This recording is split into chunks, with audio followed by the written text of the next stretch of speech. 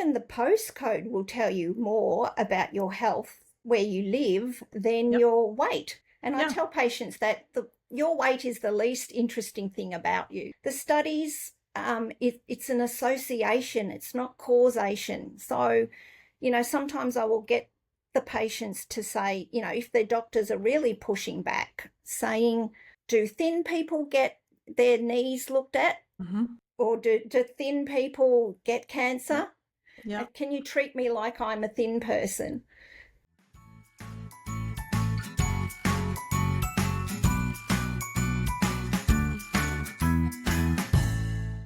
People often ask me how I got into intuitive eating, or they want to know kind of the story of my career of how I started out as a dietitian and a naturopathic doctor and with a very kind of standard practice. And when and how did that merge into or become a weight neutral, health at every size aligned, intuitive eating focused, but still health focused practice. And I've shared bits of my story, but I wanted to invite my friend Pia to share her story of being a dietitian for 30 years in Australia and what she has learned along the way and some of kind of those moments that prompted, sparked, inspired change for her, some of her aha moments around how much does weight actually matter. And one of the kind of really poignant things that she shares is, talking to people in their 80s or 90s who are still worried about weight gain or want to lose weight.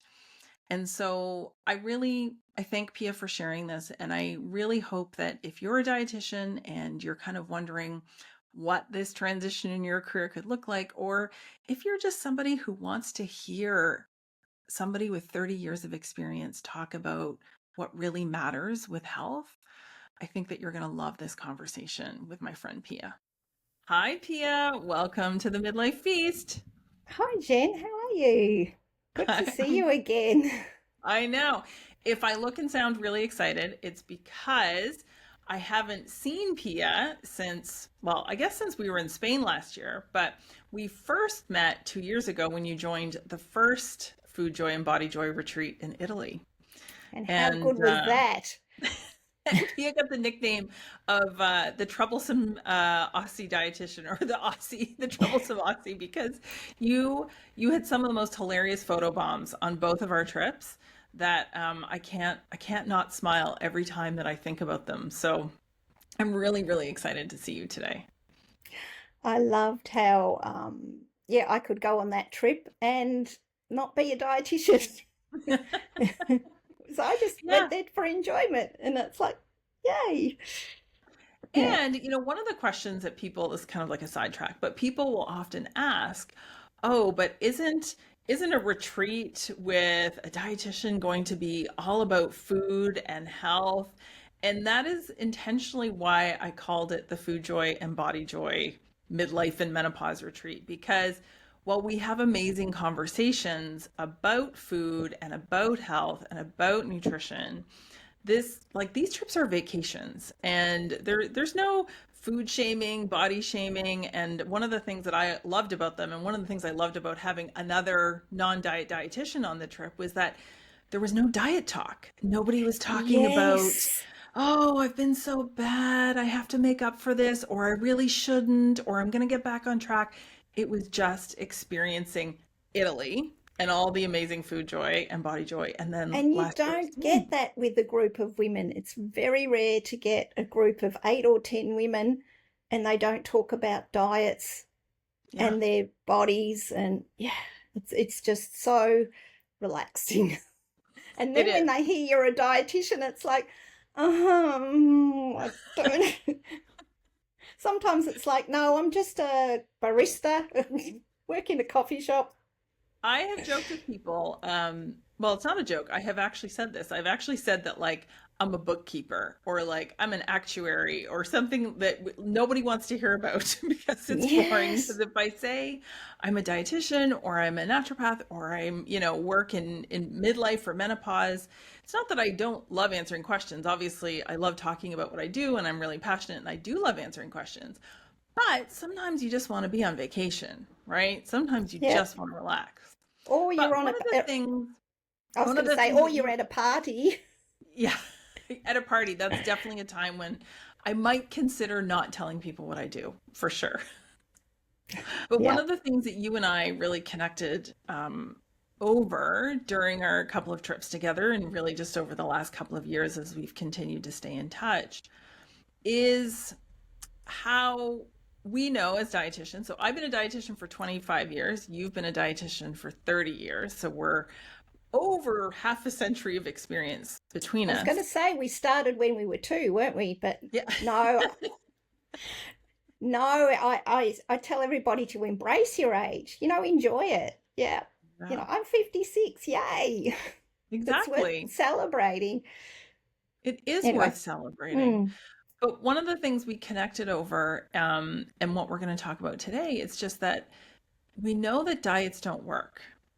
But as dietitians, we're often kind of forced to carve out our space as non-diet dietitians in a world that is extremely weight centric. So I'd love to hear a little bit about your 30-year career and kind of how it started and how you ended up here with 30 years of experience and as a non-diet dietitian. Well, it was talked a little bit about at university, but it was very new, and that, that was about it that it was said. And I did my usual training and no one else talked about it. So it's like, okay, shut up, just, learn and learn. And I did a lot of learning. I went even to private practice, and in private practice it suited my lifestyle with my kids. But I would get a lot of referrals for women in midlife. I've tried everything. Nothing Mm, works anymore. I can't get rid of the kilos as well as I used to. I'm exercising harder and I'm eating less, and it's the weight's not coming off. Quite a common situation. So it's okay. Let's look at your diet. And these women were eating hardly anything. mm, And I would be saying, let's add some more quality to your food. And I'd actually be putting more food into their choices. And surprisingly, they'd lose a little bit of weight. But you saw them for at max 6 months, and then they went off mm. and you had new patients. So you'd already be, it's just a circle of patients that you'd be seeing. So you'd never really follow up it. Sometimes in your mind you'd say, I wonder what happened, to that lady 2 years, 4 years down the track. And I must admit, I feel really, had to come to peace with that. I might have been pushing the diet, the weight loss situation, and doing my own damage, but recognizing that, that was all we knew, really. And it wasn't really until,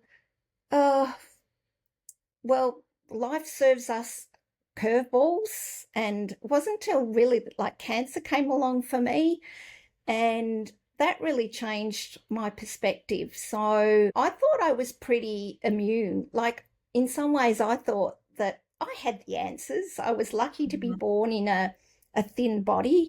There was certainly no, very little chance that I would get cancer, not the preventable types. And I was almost, because, and I don't like to use the BMI, but I was within that healthy weight range. So it was like I was immune. It's like I Mhm. had it all worked out. And it was very humbling. One of the whole body image, I never really had experience with body image. Mhm. Um, and now I see, I was in the plastic surgeon's office where they were actually trying to find enough fat on my body to make a breast. And Mm. I did not have enough fat on my body. So I adopted for Right. a implant instead. And that whole experience, as I said, it's quite humbling. And now I see, then you get put on drugs. It was all hormone driven. So you put on drugs. I was forced into menopause, like la di da di da da. And all of a sudden, bang, I went through chemotherapy, and it was called, chemopause, they call it, medical induced. And then when it was like, holy moly, I don't know anything about menopause. I don't know anything about menopause nutrition. And that's how I found you, Jen. Oh, I Typed in didn't know that menopause part. nutritionist. Yeah. So it's like, I've got to find out about this menopause, all these hot flushes and weight gain. I knew that weight gain was a part of menopause, but I didn't realize that, I guess, yeah, it was, and all the other symptoms, of course. So that's how I found you. And when I started looking about it, well, one of them I had, when you go through trauma, of course, you have to go through grief. And one of the signs of grief, why me? And, I realized, why not me? But it made me question, what is health? I exercised, I ate well. That was health to me. And there's this whole mental side of health that was never really taught at dietetic school. Yeah. And learning about the mental side of it, and just when you see if you're in the healthy weight range, you don't actually know what that person has been experiencing.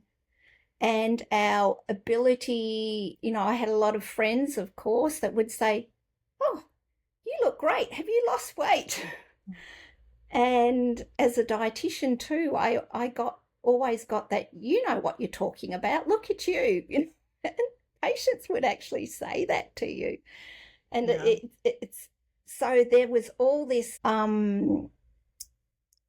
my identity was caught up with, the size that I was. I have since, gained a lot of weight. I guess in that way, I don't get those comments anymore. So that's, I've turned sort of midlife too. I don't get, we're aging. Even when we were going to Italy, Jen, it was a big step for me to go out by myself, travel to Italy, and that whole, oh my gosh, I'm a female traveling by myself.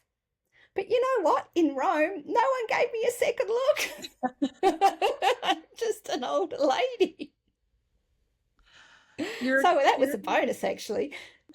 there is actually a lot of people who are talking about the upside of, I guess some people call it the invisibility of, midlife, in that there is some freedom from feeling like you're no longer um, as subject to the gazes of others or as Mm, subject to the judgment of others. So it's interesting that you kind of noticed that when you were in Rome too. So one of the things that I love about what you shared was, your experience of having thin privilege through genetics, through luck, yeah, not through any choices, but just that, experiencing that thin privilege, going through most of your life, having the experience of a cancer diagnosis, which a surprise to anybody, but to your point of you felt like you had all the right things in the right columns to shield yourself from that. And yet, because we don't control our health in the way that we've been yeah, led to believe, shit happens. Things happen that you can't mm, control. And so I think that's a really relatable thing for anybody who's experienced thin privilege. And then on the flip side, anybody who's lived in a larger body, it's very easy for them to go into the shame spiral of, well, I did this to myself. I, absolutely. Yep. this is my fault. I should have done differently. And so I'm highlighting this to say that, you know, we don't control health in the way that we've been led to believe. There are risk factors, there are behaviors that we may have, be able to choose more often than others, but health and health outcomes are related to things like access to healthcare, income, genetics, and a lot of those things most of those aren't behaviors, right? And so the weight neutrality comes into this conversation because weight is not weight is not what we think it is when it comes to influencing our health. So, aggressively pursuing weight loss isn't going to give somebody the the kind of free pass for the rest of their life if they're able to achieve and maintain it, which we'll talk about in a sec. Most people can't. But there are behaviors that we can choose, which is where I feel like the weight neutral conversation, especially with dietitians, especially with nutrition, can sometimes be confusing. And because people expect a dietitian to give you a diet, they expect a dietitian to give you a list of good and bad foods, but that's not what we're doing.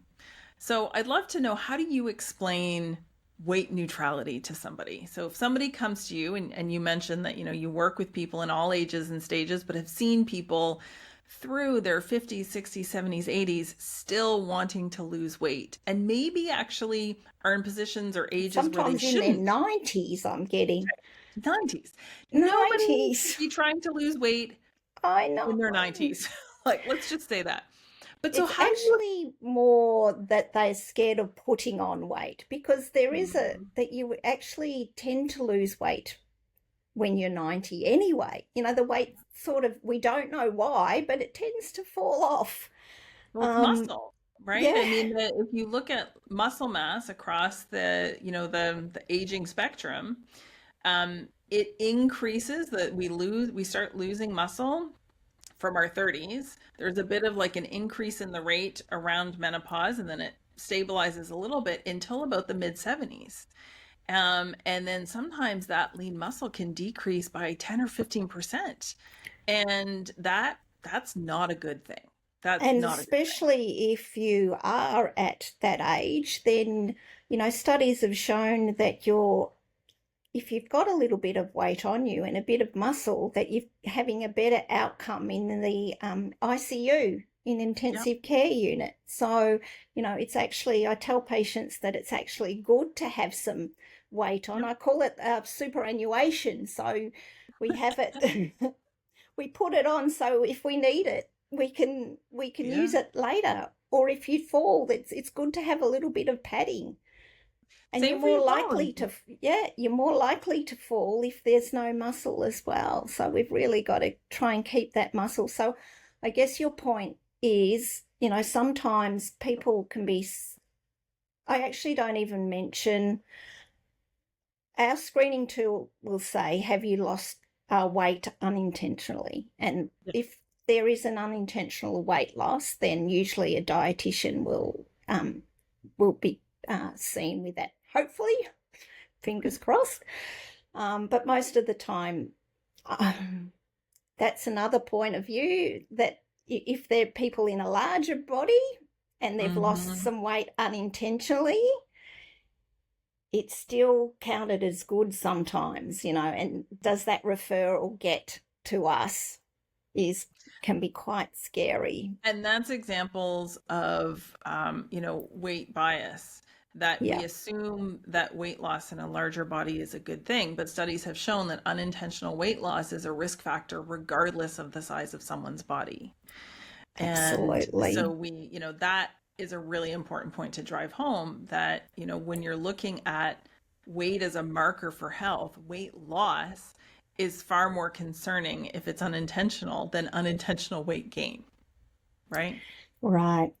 So when people come to see me, I guess we're not against weight loss, because I feel really upset for people that the doctors are saying, like, sometimes there's BMI cutoffs, like for I know. fertility treatment. For I've had patients come in for my renal specialist who says they won't give me, a transplant until I lose some weight.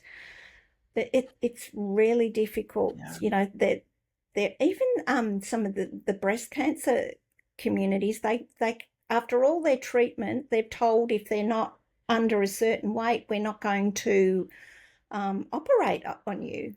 And it's Oh like, my well, you gosh. operate them if they're Oh my gosh. for a stomach, uh, gastric sleeve, a bariatric patient. So please learn how to operate on larger bodies.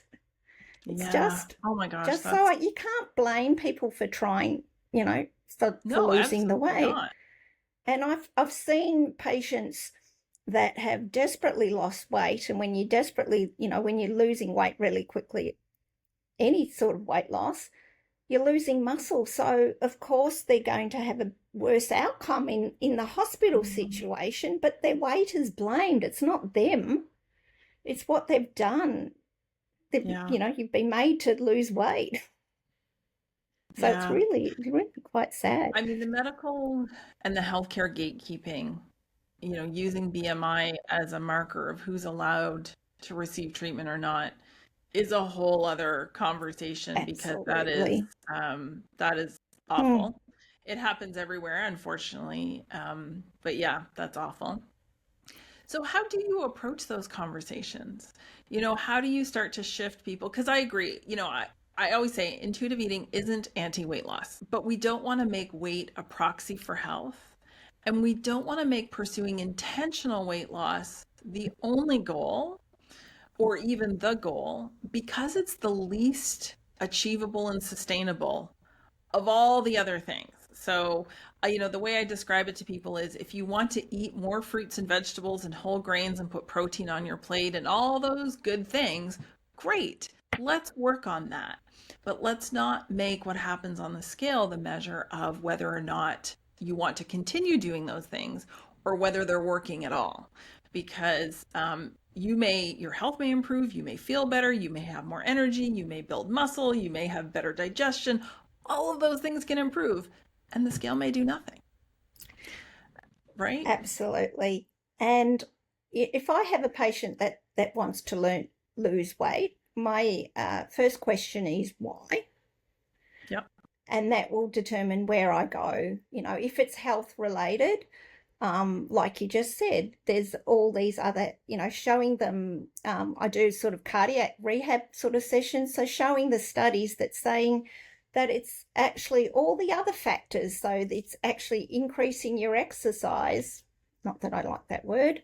Increasing your body's movement, or your diet quality. Giving up smoking, getting your blood pressure under control. It's all those measures, and there's a couple of great little studies to show that it's not the weight itself Yep. that is the problem. There are two great studies, one from 2012 and one from just this year, that I always like to point out as examples of behaviors versus weight. Yeah, And one is looked at people across various BMI spectrums, which again, we don't love BMI, but it's a way to categorize people in research. So it is what it is.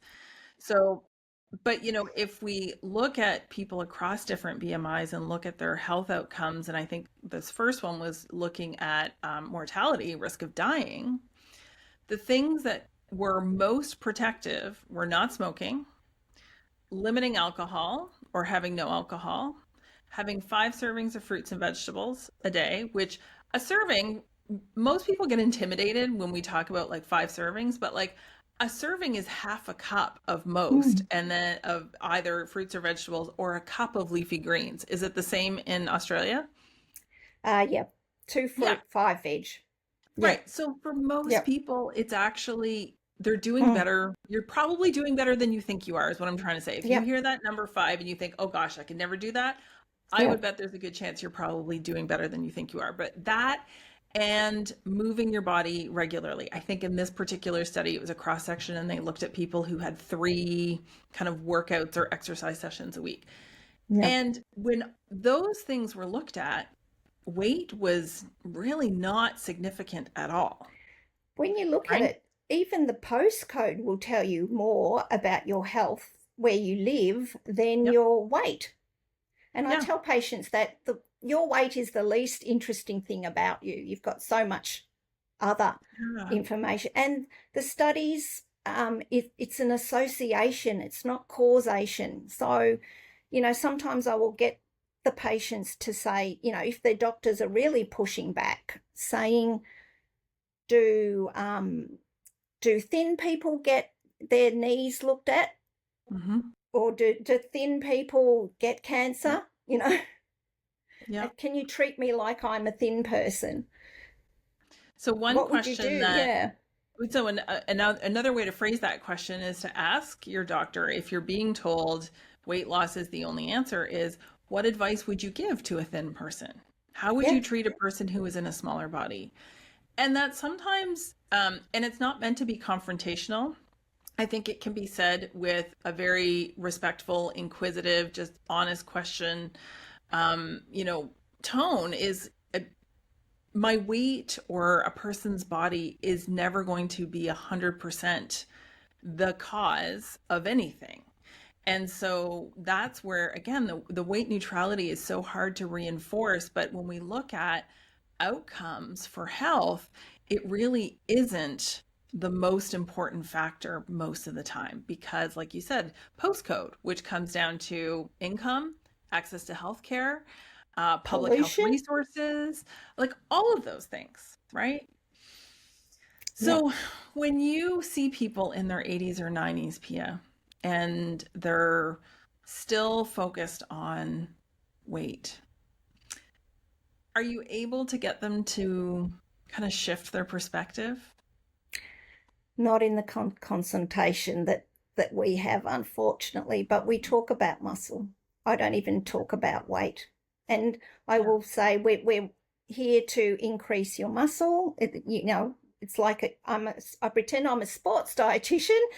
So we've got the physios working on your muscle, Yeah. and then I'm the dietitian coming in to make sure that your body's at its best performance.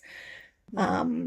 I think that's the only, like, it is so complex and nuanced. We don't have what do you mean weight doesn't? Weight's Yeah. not important. And I wanted to bring that up because so often people will come to me and say, I don't even know where to start with all of this, but I see my mother, my aunt, my whatever, still dieting in their Yeah. 80s or 90s. And I've shared Yeah. this story before, and I'm going to share it again because I think it really drives home the point. I was working with somebody last year, and her mother passed away.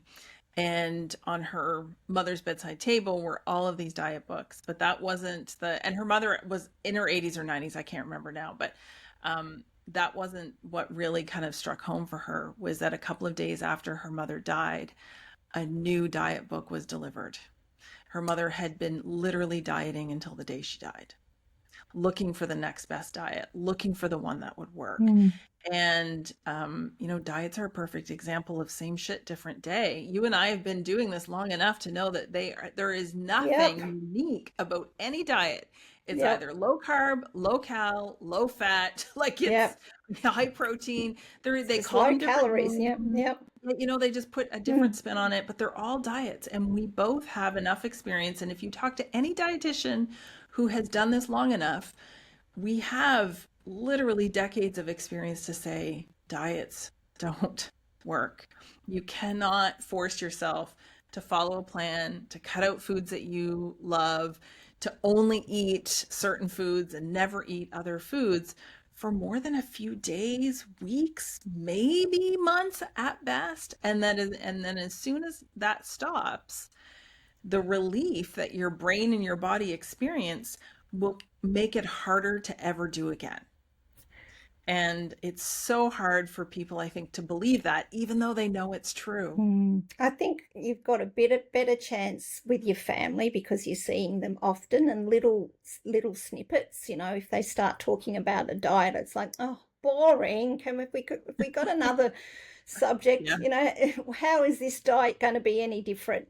Mum, sort of thing. Yeah. Or it's like, how, sometimes if I do get that chance, is how do you want people to feel about you? That's why I love the values work. What people remember you more about how you've made them feel. Yeah. So if you're sprouting off your latest diet, and that person doesn't really want to hear about it, you're not making that or commenting on their body. That's not making someone feel good. Yeah. You may comment, I love that. You may, like if you comment on somebody's body that they've lost weight, they know that if they've gained weight, they don't say anything. So it's like, I know if I hear someone commenting on somebody's body when they've lost weight, it means I'm watching you. I've noticed that you lose weight, but I also know when you gain weight, but I won't say anything because that's impolite. And it's A really interesting thing happened to me as I was like undieting. So it's been a little over 10 years now since I really kind of dived into, the intuitive eating space. But in my own work of unlearning, what I thought I knew about health and bodies and things like that, was tackling my own internalized fat phobia. For a long time, there was this, it's okay for everyone else, but it still doesn't feel okay for me. And I always talk about that because I think it's important to know that your own body acceptance journey has to be happening in parallel to what you believe about bodies in general. And so the interesting thing that happened to me was that I actually stopped noticing people's bodies. So it was part of because our you've taken the programming. worth that you've taken the worth of their appearance and their body. They're much more than that. Yeah. So I don't notice people's bodies anymore Yeah. in the way that I used to. I notice if somebody has a lot of joy, if somebody is having a lot of fun, if somebody is clearly living their best life, I notice that. I notice when people feel sad, obviously, but I don't notice what their body looks like. And this was really striking to me a couple of years ago because I ran into somebody that I hadn't seen in a long time, and their body had changed significantly. They had lost a lot of weight. And I actually didn't notice. And she called me out on it. And she said, "Don't you notice anything different about me?" And when it forced with the question, I could see it, but it was no longer my default. And so it is so important, I think, for all of us to realize that the world that we live in really, implants this fat phobia into us, this fear Yeah. of larger bodies, this fear of having a larger body, becoming a larger body. And that means that we value thinness as a society and as a culture. So when we are choosing to step out of that framework, that narrative, that paradigm, we need to do work on really unraveling that and forming this new belief system that does not equate weight and worth and weight and health. And I have seen so many patients that tell me that they were the sickest they've ever been in their life with some, gut issues, and they've been the thinnest, but they got the most compliments. And that it's just when society is just so wrong. Yeah, absolutely. My sister-in-law, when I tried to explain the health at every size to my sister-in-law, she said, you're right. I commented on a lady that had lost some weight and told her she looked amazing, and then found out 3 weeks later she committed suicide. So you really do not know what's going on in a person's body if they've lost weight. But we always assume that they've been trying to lose weight. I mean, what do you, sometimes if I see somebody and I've, whether they're either expecting a compliment or something about their weight, I think the first thing I'd say is, how are you? How do you feel? What are you feeling? Engaging in an idea. And if they start talking about, oh, yes, this new diet, blah, blah, blah, blah. Okay. That's good for you. We talk about diets like the weather, right? Yes, especially when a group of women get together. And so much women's bodies. It is, and it's crazy. It's just crazy to me because what we look like, it's truly the least interesting thing about us. Yes, absolutely. Yeah. And I don't think it's as much for men. I don't think so. You probably would have seen that Kanye and Bianca dress at the... Oh gosh, yeah, I think I saw bits of it. Imagine if that was I mean, I'm not going to go into that's another topic, but imagine if that was the other way around. Imagine if it was the male. They'd get arrested, wouldn't they? But society thinks it's okay to comment on people's bodies, pick it The apart, objectification of women's bodies is Yeah. definitely another episode, but Yeah. it's definitely part of the weight-centric conversation. You know, And the pressure that we need to lose weight, to be attractive. I mean that's sometimes it's connection too. You've got to look at if everyone else is doing, I feel connected. Yeah, belonging, right? We Yeah, feel belonging, like yeah. this is what we want to do to fit in, but as Brené Brown says, the opposite of fitting in is belonging. So if you are trying to change yourself to fit into a group, you're never going to belong. Belonging is being able to show up as you are and be accepted for who you are. And all bodies should be able to do that. We shouldn't have to change our body to feel comfortable. And that pressure of you've let yourself go. Yeah. I think, no, you've let yourself be. Yes. Yes. This has been amazing, Pia. Thank you. Thank you for sharing. Oh, that went quick. Like I was so scared to come and talk. I love having conversations, and I always say I love story sessions because this is the real life experience. And whether it's, an individual, whether it's a healthcare practitioner or somebody who can really relate to both, our stories are how we learn from each other. And I'm such a big believer in storytelling as really a tool for change, because we need to be able to see and recognize ourselves in other stories, and also, see where people are going in their own story to feel maybe inspired to change our own. So thank you for sharing your personal experience, your professional experience. And I'm very excited to hear your answer to what do you think is the missing ingredient in midlife? Fun. Oh my gosh. And I've been serious way too long. And if it's okay with you, when this episode comes out, I want to share the silly picture of you and I in front of the Colosseum in Italy. I think it was like the first photo bomb, the first of many photo bombs. Because when I think of fun, Pia, you definitely are, you come to mind, and because you're a lot of fun. It's another one of my values. Awesome. Well, you live it very well. Thank you. Thanks for joining me, Pia. You bring the fun out of me. And if you enjoyed this episode and found it helpful, please consider leaving a review or subscribing, because it helps other women just like you find us and feel supported in midlife.